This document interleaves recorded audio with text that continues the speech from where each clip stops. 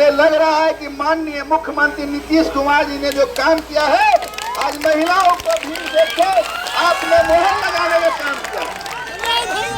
भाई सतीश जी, जिसको आपने 4 बार जिताने का काम किया है, एक बार जोरदार ताली बजा के भाई सतीश जी का स्वागत कीजिए। संवाद को लेकर बिहार सरकार के मंत्री अशोक चौधरी और जेडीयू एमएलसी संजय सिंह निकल चुके हैं। आज पटना के तमाम वो जगहों पर जाकर जिस तरीके से 26 नवंबर को जो प्रोग्राम है पटना के वेटनरी कॉलेज में, उसको लेकर वो आज सड़कों पर निकले और सभी लोगों से आग्रह कर रहे हैं कि आप लोग पधारें। और देखिए किस तरीके से जो दलित समुदाय की जो महिलाएं हैं, जो पुरुष हैं, वो भी देखिए काफी संख्या में पहुंचे। भाई अशोक चौधरी जी आपके सामने प्रकट हुए हैं। भाई अशोक चौधरी जी को कौन नहीं जानता पूरे बिहार, सूबे बिहार में। आज महिलाओं का भीड़ देखकर मुझे लग रहा है कि माननीय मुख्यमंत्री नीतीश कुमार जी ने जो काम किया है, आज महिलाओं को भीड़ देखकर आपने मोहर लगाने का काम किया। 26 नवंबर पटना के वेटनरी कॉलेज, दिन रविवार, जो हमारा नेता नीतीश कुमार जी ने काम किया सभी जाति धर्मों को लेकर, उस काम को बताने के लिए हमारे भाई बिहार सरकार के कैबिनेट मिनिस्टर भाई अशोक चौधरी जी आए हैं।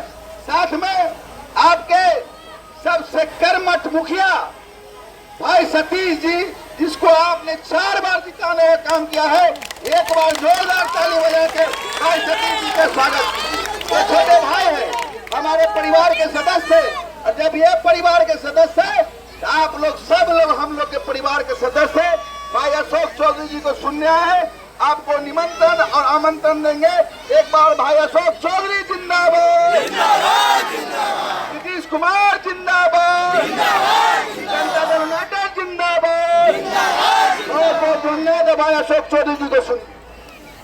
26 नवंबर रविवार इस दिन हम लोग, खास करके जो हम लोग अनुसूचित जाति जनजाति के लोग हैं, जो लंबे समय से मुख्य धारा में जुड़ने के लिए आजादी के बाद से संघर्ष कर रहे थे कि हमें भी राजनीतिक रूप से, सामाजिक रूप से और आर्थिक रूप से हमको ताकत मिले और हम भी मुख्य धारा में जुड़ करके समाज के साथ कंधे से कंधे मिलाकर चल सकें।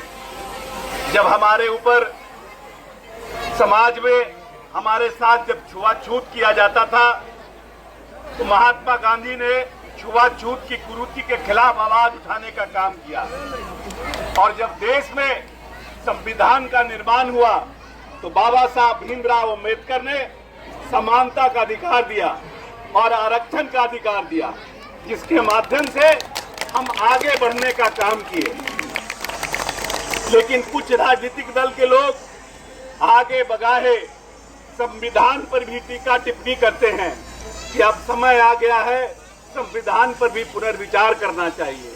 और कुछ लोग आरक्षण पर भी टीका टिप्पणी करते हैं कि अब समय आ गया है, आरक्षण के ऊपर भी पुनर्विचार करने की आवश्यकता है।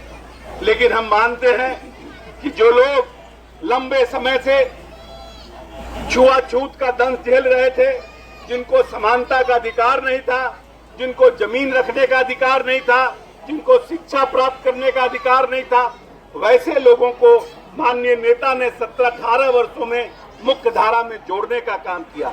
जो लोग कभी जीवन में मुखिया नहीं बन सके थे और मुखिया के दरवाजे जाने में भी जो 4 बार सोचते थे कि पता नहीं मुखिया जी हमको बैठाने का काम करेंगे कि नहीं करेंगे, हमको सरपंच साहब मेरी बात सुनेंगे कि नहीं सुनेंगे, वैसे लोगों को, अनुसूचित जाति जनजाति के लोगों को इस देश में आजादी के बाद पहली बार नीतीश कुमार ने आरक्षण, एकल पद पर आरक्षण देकर के अनुसूचित जाति जनजाति के महिलाओं को, अनुसूचित जाति जनजाति के लोगों को मुखिया, सरपंच, जिला परिषद बनाने का काम किया।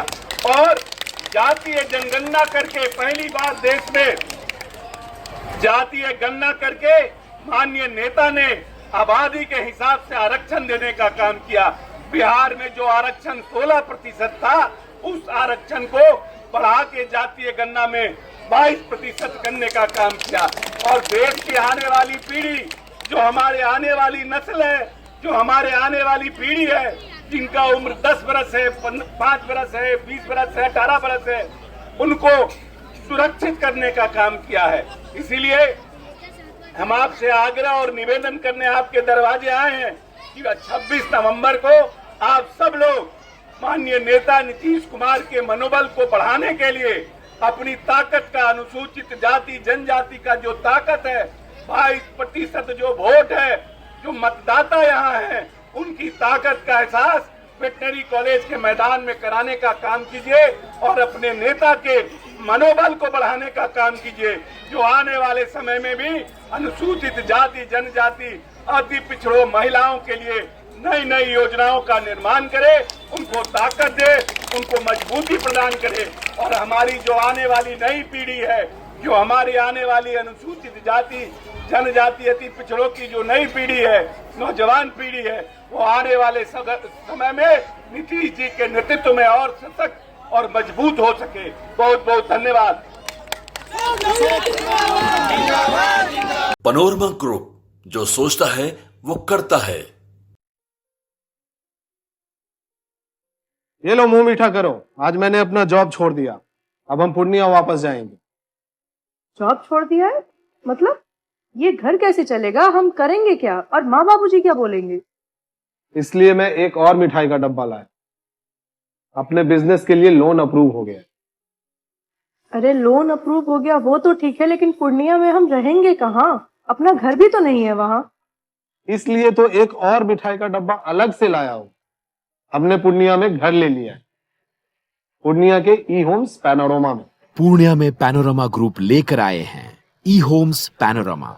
बड़ा घर, आलीशान जिंदगी और अत्याधुनिक सुविधाओं के संग। अरे अरे, अब क्यों मुंह मीठा करवा रही हो? क्योंकि हम घर वापसी जो कर रहे हैं। घर वापसी की खुशी पूर्णिया में ई होम्स पैनोरमा के संग।